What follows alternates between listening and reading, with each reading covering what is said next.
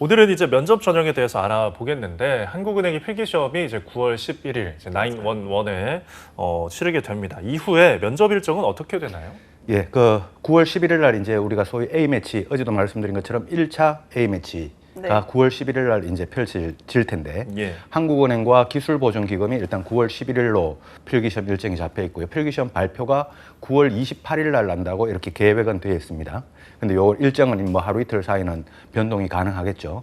그다음에 이제 남은 이제 일정이 면접 일정인데 면접은 1차 면접과 2차 면접 이렇게 나뉘는데 네. 이 1차 면접, 2차 면접이 둘 다 10월 달 중으로 모두 끝날 겁니다. 10월 달 중으로 모두 끝나고 한 11월 초쯤 되면 공기업들 중에서는 좀 빨리 우리 한국은행에서는 최종 합격자가 나올 것 같고 예. 보통의 경우에 이 하반기 시즌이 11월 말쯤 돼야 끝나는데 거기에 비하면 한국은행 채용 일정은 지금 11월 초가 되면 일단 끝나는 그런 일정으로 지금 잡혀 있는 것 같습니다. 네, 면접에 대해서 조금 더 구체적으로 살펴볼게요. 1차 면접과 2차 면접으로 나눠져 있는데 어떤 식으로의 차이가 있는지 좀 궁금하거든요. 예, 그 10월 달에 우리가 이제 진행되는 한국은행의 1차 면접, 2차 면접을 보면 우리는 지금 통상적으로 우리 일반인들은 1차 면접, 2차 면접 이렇게 이야기하는 게 이게 더 귀에 익숙할 수 네. 있는데 네. 한국은행에서는 이거를 이제 실무 면접과 집행간부 면접 이렇게 구분을 합니다.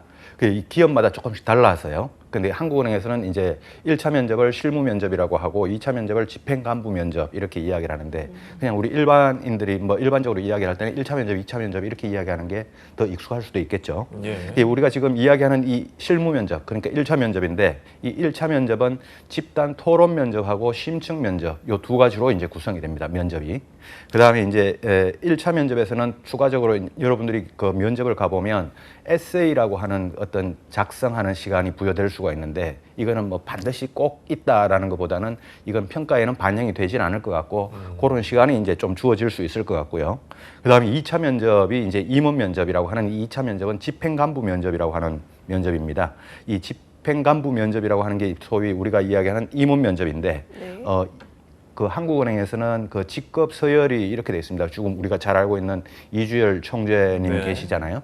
그 총재님 밑에 부총재가 한 명 계시고요. 그 부총재 밑에 부총재보가 계십니다. 네. 부총재보가 계신데 그 부총재보가 5명이 있습니다. 네. 그러니까 그 이 부총재보 이상 되는 이 분들을 우리가 한국은행에서는 집행간부라고 이렇게 이야기를 하는데요. 네. 그래서 집행간부 면접이라고 하면 부총재보 되는 그 분들 이상의 면접관들이 나오는 그런 면접이 이제 집행간부 면접이겠죠. 그럼 부총재보라 그러면 어느 정도 레벨이냐 그러면 뭐 TV나 이런 데서 우리가 자주 뵙지는 못하지만요. 여러분들 우리 취준생분들 입장에서는 뭐 일생 동안 한번 만나볼까 말까 하는 그런 정도의 좀 보기 어려운, 네. 만나 뵙기 어려운, 한 만나 뵈려 그러면 여러 명 거쳐야 만나 뵐 수 있는 그런 분을 여러분들은 최종 면접까지 가면 네. 바로 즉석에서 만나보실 수 있는 그런 기회가 주어질 것 같습니다. 네.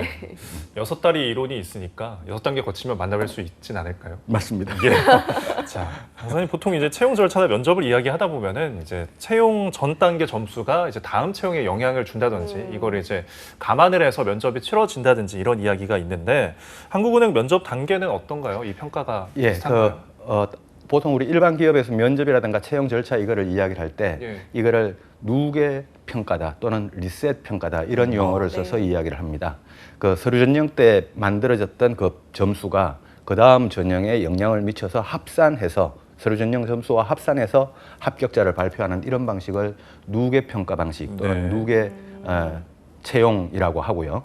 그 다음에 서류 전형 때는 서류 전형에서 그냥 그걸로 세팅하고 그냥 결과가 끝나고 그 다음 필기에서는 또 필기대로 필기시험만 봐서 합격자를 발표하고 또 면접에 가면 면접 결과만 가지고 발표를 하는 이렇게 단절되는 이런 평가를 리셋 평가라고 이렇게 이야기를 합니다. 각 단계마다 리셋이 된다는 거죠. 그래서 누계 평가와 리셋 평가라는 게 이게 어떤 우리 채용 프로세스 인사 담당자들 입장에서는 그것도 어떤 방식을 선택할 것인가, 이것도 회사의 철학과 네. 어떤 인재상과 거기에 따른 고민이 이제 들어가서 선택을 하는 방식인데요. 우리 한국은행 같은 경우에는 리셋 평가 방식을 선택하고 있습니다. 네. 그래서 여러분들이 서류 전형에서 미쳤던, 그러니까 서류 전형에서 받았던 여러분들의 점수는 그걸로 그냥 끝이 나고 그 다음에 또 필기 시험에서 봤던 그 점수는 또 필기 시험에서 끝이 나고, 여러분들은 면접에 가는 여러분들은 이제 면접만 잘 보면 꼴찌가 1등이 될 수 있는, 또 1등이 꼴찌가 될 수 있는 네. 이런 좀 어떤 그 변동의 폭이 조금 커질 수 있는 그런 평가 방식을 리셋 평가인데, 리셋 평가라고 하는데 한국은행은 리셋 평가, 리셋 채용을 하고 있으니까요. 그 점도 여러분들에게 뭐 어떤 분들에게는 유리할 수도 있고 어떤 분들에게 불리할 수도 있을 수도 있는데 그 특징을 잘 알고 나는 지금 필기 시험까지 몇 등으로 또 몇 점으로 이렇게 달려왔는지 모르겠다. 그러나 지금 마지막 9회 말 투아웃을 잘하면 이번 경기에서는 이길 수 있다라고 하는 이 관점, 이 리셋 평가의 특징이니까요. 그런 특징을 알고 면접에 임하는 것도 좋을 것 같습니다. 네. 네, 모든 평가에서 일단은 일정 수준 이상으로 잘 해야 그래 통과가 가능할 것 같습니다. 지금 그리고 앞서서 1차 면접에서 토론, 심층 면접이라고 하셨는데 이 PT 면접이 없는 게 눈에 띄거든요. 그렇죠. 보통 은행권이나 금융권 하면 PT 면접을 많이 봅니다. 그렇죠. 일반 기업도 PT 면접을 많이 보죠. 우리 한국은행 같은 경우도 몇 년 전까지만 해도 PT 면접을 봤었습니다. 그 봤었는데 이게 제가 뭐 정확한 연도가 2017년도, 2018년도 요 정도쯤이었는데요. 네. 그때서부터 PT 면접이 빠지고 심층 면접하고 토론 면접만 남아 있게 됩니다. 그래서 세 종류를 보다가 두 종류로 이제 남게 두 종류만 남는 이런 과정을 거치게 되죠. 네. 제 과거의 경험을 토대로 이제 한번 유추를 해보면요. 이렇게 인사 담당자, 한국은행도 인사국이 있습니다. 인사 담당하는 곳이 인사경영국인가 국이 있는데요. 그 한국은행에서도 인사 담당자가 있는데 이렇게 면접을 세 종류를 보다가 하나를 빼야 되겠다라고 하면 되게 고민을 하게 됩니다. 예. 과연 어떤 면접을 빼야, 어떤 면접을 빼고 어떤 면접을 남겨놓아야 그래도 더 나은 인재를 뽑을 수 있을까? 똑같은 노력을 들이더라도 더 나은 인재를 뽑기 위해서는 어떤 면접을 빼야 될까라고 하는 건 인사 담당자의 입장에서 되게 고민을 많이 하게 되는데 왜 PT 면접이 빠졌을까? 이거에 대해서 우리가 좀 검토를 그렇죠. 하고 여러분들이 고민을 좀 해볼 필요가 있는데요. PT 면접보다 토론 면접이 중요하니까 PT 면접은 빠졌을 겁니다. 그건 뭐 상식적으로 생각할 수 있겠죠. 그럼 왜 PT 면접보다 토론 면접이 중요했을까? 한국은행에서는 이거를 생각을 해보면요. 이 토론 면접에서는 면접관들 입장, 인사 담당자 입장에서 어떤 관점을 평가를 할 수 있냐면 여러분들의 팀워크 상황, 다른 사람과 어울려 있는 모습을 보고 여러분들 지원자들을 평가하는 게 이게 토론 면접의 특징입니다. 네. 근데 PT 면접은 그게 아니죠. 그냥 각계전투죠. 예. 각계전투로 그냥 1대1 또는 1대4로 여러분들 한 명이 면접관들에게 여러분들의 발표, 프레젠테이션 하는 모습을 보여주는 게 그게 PT 면접이란 말이죠. 그럼 한국은행에서는 이 한 명, 각계전투 방식의 이 PT 면접 이 방식보다는 여러 명이 어울려 있을 때에 평가할 수 있는 이 팀워크에 대한 평가 또는 단체 속에서의 어떤 지원자 한 명에 대한 평가, 이게 더 중요했기 때문에 토론 면접이 남아 있었을 것이다. 네. 라고 이렇게 상식적으로 우리는 생각할 수 있습니다. 여기에서 이제 우리가 한 단계 더 여러분들이 이제 생각할 수 있는 거는 그만큼 한국은행에서는 팀워크를 중요시 여기고 있구나. 또는 개인의 능력보다는 개인의 능력도 중요하지만 개인의 능력이 그렇다고 중요하지 않다는 건 아니고요. 예. 개인의 능력도 중요하지만 그만큼 그보다 더 중요할 수 있는 게 단체 속에서의 팀워크 능력이구나. 이거를 한국은행에서는 중요하게 생각하고 있구나 라고 하는 거를 여러분들이 알고 여러분들도 그런 사람이 될 수 있도록, 그래야 한국은행의 인재상, 한국은행은 인재상도 별도로 두고 있지 않은데요. 제가 그냥 표현을 인재상이라고 이렇게 표현을 한다면 네. 한국은행의 신입행원, 5급 신입행원 그 직렬에 맞는 인재가 될 수 있겠죠. 그만큼 팀워크가 중요하다. 이런 말씀을 좀 드리고 싶었습니다. 예. 한국은행 필기 시험이 굉장히 어렵고 높은 전공 능력을 요하다 보니까 어떤 개별적인 능력이 중요하다고 생각을 했는데 팀워크를 강조하시는 거 보니까 또 그런 것이 아니었나 봐요. 예, 그만큼 한국은행에서는 팀워크를 중요시한다라는 걸 제가 말씀을 드렸는데 네. 일반적으로 은행권, 금융권은 다 마찬가지입니다.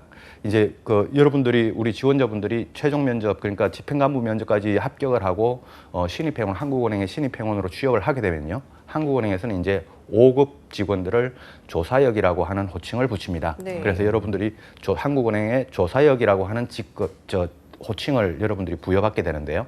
이 조사역으로 들어가면 여러분들이 근무할 수 있는 곳이 한국은행의 조직도를 보시면 여러분들이 알 수 있을 겁니다. 그 부총재 보까지 제가 아까 말씀을 드렸는데 네. 그 밑에 총 13개의 국이 있습니다. 뭐 조사국, 뭐 경제통계국, 기획협력국 뭐 이런 국들이 13개가 있고요. 그다음에 인재개발원, 뭐 외자연구원 뭐 이렇게 3개의 원이 있습니다. 네. 그래서 총 16개의 부서가 있는 이런 조직이 그 한국은행의 본사 조직이 본점 조직이고요. 이거 본점의 13개의 국과 그다음에 3개의 원, 그러니까 총 16개 부서가 있는데 예. 이 16개 이외에 지방으로 가면 지역 본부가 있습니다. 대구 지역 본부, 뭐 부산 지역 본부, 광주 지역 본부 이런 식으로요. 이렇게 지역 본부와 본점 조직이 이렇게 있는데 여러분들이 거기 어떤 곳으로도 여러분들이 조사역에 호칭을 받고 이제 신입으로 들어가게 되면 여러분들 개인적으로 너에게 이 프로젝트를 부여할게. 네가 한번 책임지고 혼자서 해봐라고 하는 이런 식의 업무 부여는 잘 없고요. 예. 거의 없고 대부분 여러분들은 이제 팀워크로 이루어지게 됩니다. 그 적어도 한국은행에서 어떤 의사결정을 하고 어떤 결과를 만들어내는 게 어떤 우리나라 전체에 영향을 미치는 일이지 않겠습니까? 그러다 보니까 한 명에 의존하기보다는 집단지성, 그러니까 팀원들끼리 어떤 브레인스토밍과 그 공동의 어떤 업적에 의존을 하게 되는 이런 경향이 많다 보니까 여러분들이 나 혼자의 어떤 경제학적인 이론의 지식의 깊이 이런 것도 중요하지만 그게 지성들끼리 모였을 때 얼마나 더 큰 시너지를 낼 수 있냐라고 하는 이런 업무가 한국은행에서는 거의 99%다라고 이렇게 여러분들이 보시고 그만큼 우리 팀워크 면접, 팀워크를 중요시하게 생각을 하고 있다. 그만큼 그 팀워크가 중요한 만큼 우리 채용 절차 단계에서는 토론 면접을 중요시하게 생각을 하고 있다. 네. 그렇게 여러분들이 이해를 하시고 준비를 해야 될 것 같습니다.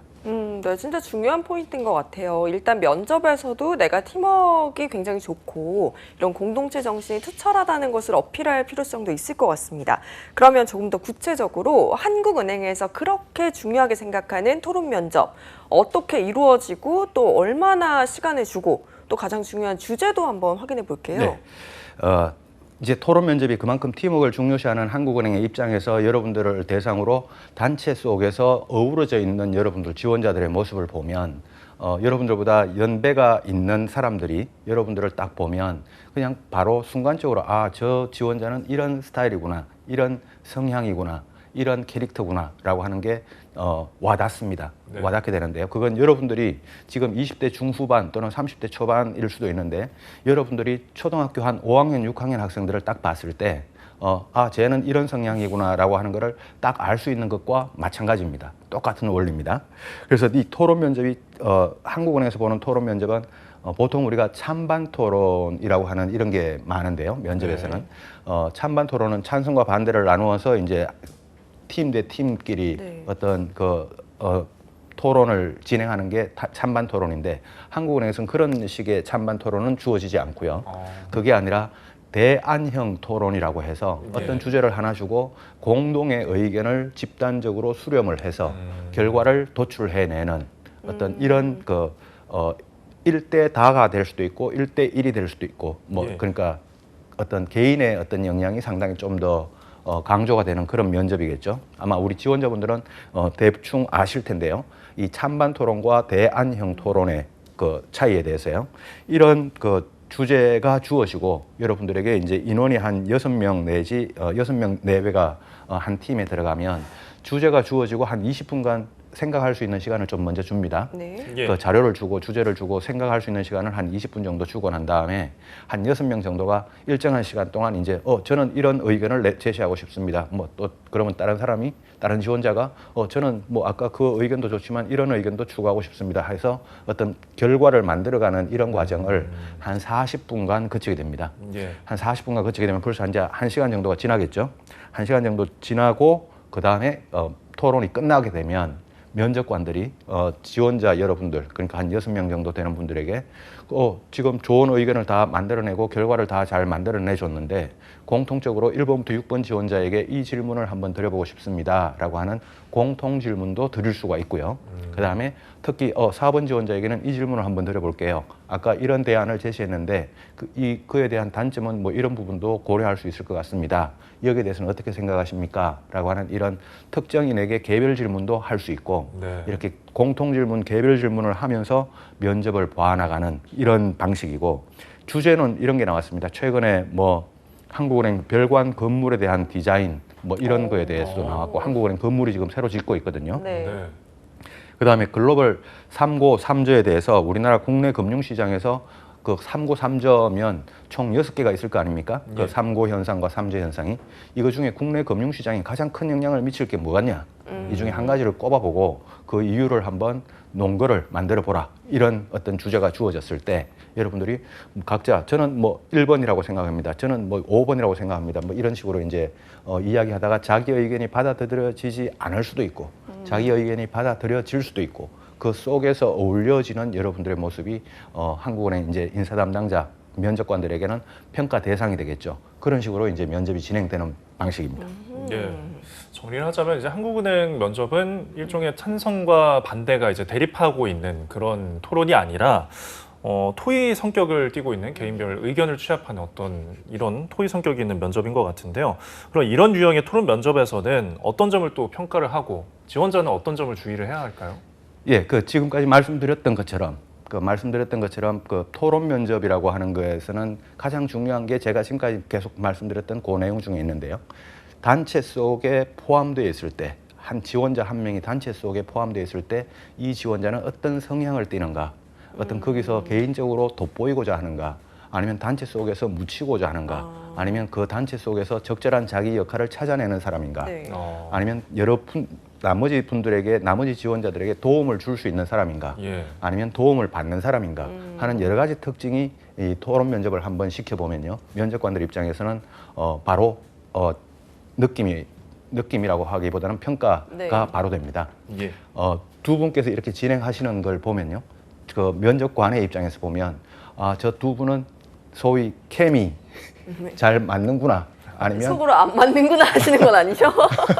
네. 아니면 어떤 일방에게 의존적이구나 하는 게 면접관의 입장에서는 바로 보이게 됩니다. 예. 나중에 궁금하시면 제가 한번 말씀드릴게요. 네, 알겠습니다. 그런 것처럼 그런 평가, 그 단체 속에 어울려져 있는 이 부분이 여러분들에게 평가 항목이 될 거고요. 그만큼 여러분들은 그렇다고 해가지고 내가 평상시에 이런 사람이 아닌데 이런 사람인 것처럼 이렇게 할 수도 있습니다. 네. 근데 그게 면접관 입장에서는 그건 더 나쁜 방식입니다. 그래서 여러분들은 평상시에 여러분들의 모습을 그대로 보여주면서 그래도 단체 생활 속에서 내가 조금이라도 더 나은 모습을 보여주기 위해 자기 모습을 숨기지 않고 나아지는 모습을 보여주는 게 좋지, 자기 모습을 숨기게 되면요. 자기 모습을 숨기게 되면 면접관 눈에 바로 보이게 됩니다. 네. 그래서 그 부분은 좀 주의를 하셨으면 좋을 것 같습니다. 네. 네. 그리고 또 이 질문도 한번 드리고 싶어요. 지금 면접이 10월 달 안에 끝난다고 하셨는데 그러면 2달 정도 남았습니다. 이 2달 동안 우리 지원자분들이 어떻게 또 면접을 대비할 수 있을까요? 우리 한국은행을 준비하시는 분들에게 제가 1차적으로 제일 우선적으로 추천해 드릴 수 있는 거는 면접 스터디입니다. 그 지원자들끼리 이제 필기시험이 합격 발표가 나면요. 9월 28일 날 발표가 나면 이제 10월 달에 바로 면접이 있을 거 아닙니까? 네. 그러니까 필기시험 발표가 나기 전에 9월 11일 날 필기시험을 본 이후에는 그냥 바로 면접 스터디를 구성해서 면접 스터디를 좀 하면 좋겠고요. 예. 그다음에 한국은행의 홈페이지에 들어가 보면 여러분들이 무수히 많은 그 자료들이 있습니다. 공부할 수 있는. 그래서 한국은행 홈페이지에 들어가서 그 공부할 수 있는 자료가 되게 많기 때문에 혼자 그거를 공부 다 하기가 되게 어려울 정도로 분량이 많습니다. 예. 그래서 면접 스터디원들끼리 누구는 이쪽 부분을 공부하고 누구는 이쪽 부분을 공부하고 이렇게 해서 역할을 분담해서 서로 시너지를 내면서 면접 스터디를 하는 그런 그 준비를 좀 했으면 좋겠고요. 예. 그러면서 어떤 시사적인 문제라든가 어떤 그런 그 모의 문제, 그 면접 문제와 같은 토론 주제와 같은 그런 모의 문제를 여러분들끼리 좀 만들어서 나름대로 대안까지도 만들어보는 그런 면접 스터디를 좀 진행해보면 그게 가장 좋은 준비 방법이 한 달 동안 그런 준비 방법이 될 것 같습니다. 예, 결국엔 준비도 집단 지성을 발휘해서 다 함께 준비를 하는 것을 추천해 주셨습니다. 자, 아까 1차 면접에서 에세이를 잘 작성할 수도 있다는 언급을 해주셨거든요. 네. 뭐 필기 시험과 이제 논술 시험이 있는데 면접 과정에서 에세이 어떤 평가 요소인가요? 에세이를 적을 수도 있다고 제가 이야기를 했는데 네. 일단 지금까지는 적어 왔긴 했는데요.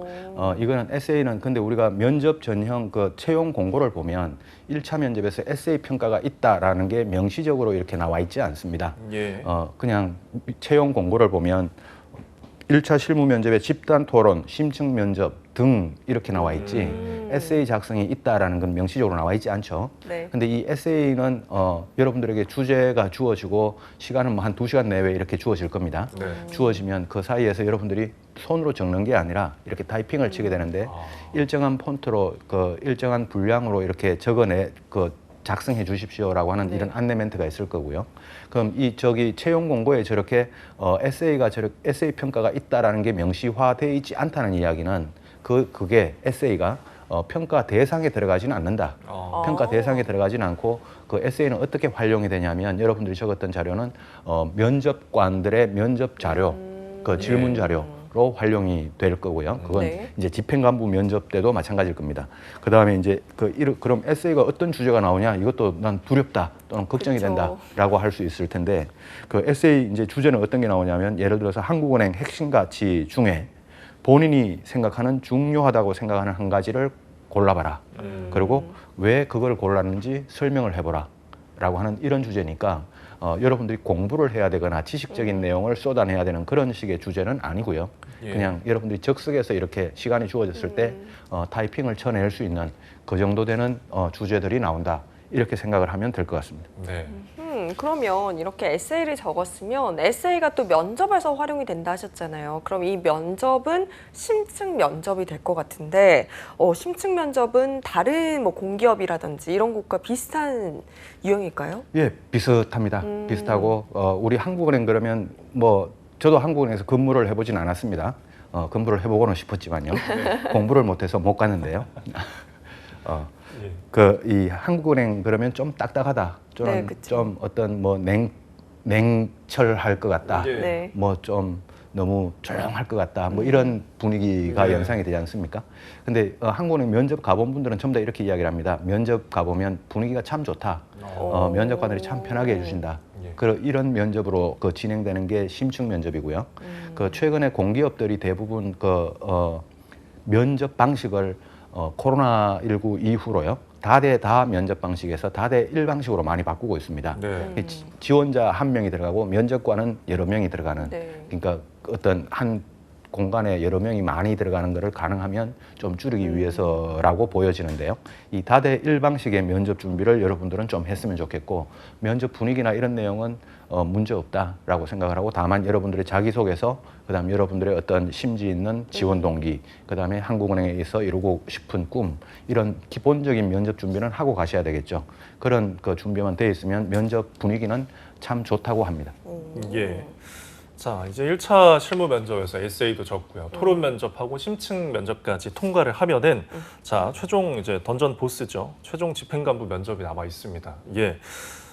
아까 부총재보 이상 되는 면접관들이 참석한다고 했는데 사실 지원자들이 굉장히 높은 분들 앞에서 면접을 보면 좀 떨리지 않을까 싶거든요. TV에 보던 분들이 나오거나 하면 네. 예. 떨립니다. 저도 뭐 이문 면접을 본 적도 있고요. 네. 네. 저도 대학 졸업하고 은행에 처음에 들어갔을 때 그 이문 면접을 봤던 그 장면이 저는 지금도 기억이 나는데요. 그때도 저도 긴장이 많이 됐었던 모습입니다.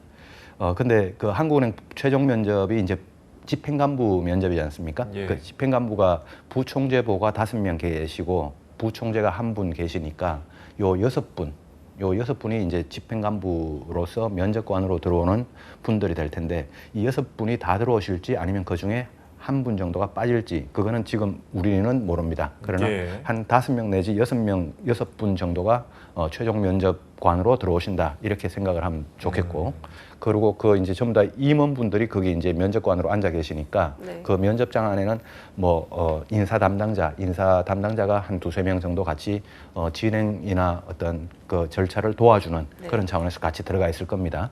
그 면접실 안에요. 그 사이에서 이제 지원자들도 여러 명이 들어가는 다대다 방식이, 이번에는 다대다 방식으로 이제 면접을 보게 될 텐데, 네.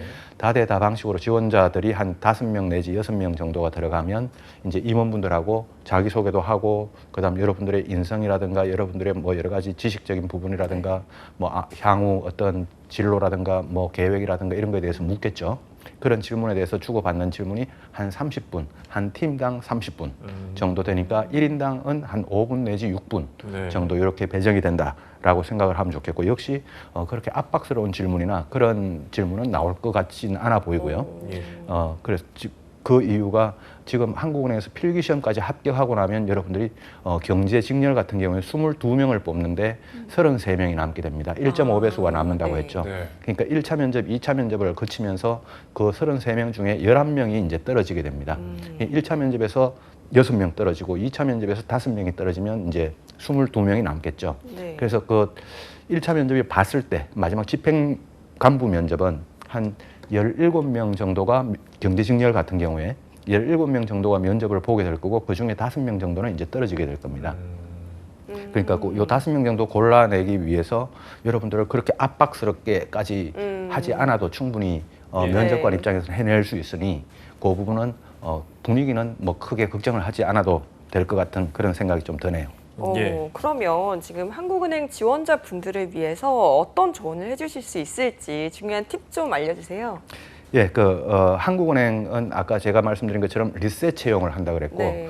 처음에 서류 전형을 하는 거는 여러분들이 자기소개서를 얼마나 좀 잘 적었냐, 깊이 있게 여러분들의 고민을 섞어가면서 잘 적었냐, 그 다음에 여러분들의 영어 성적이 영향을 미친다, 이렇게 제가 이야기를 할 수 있고요. 네. 필기시험은 어제 이야기했던 것처럼 전공 필기와 시사 논술입니다.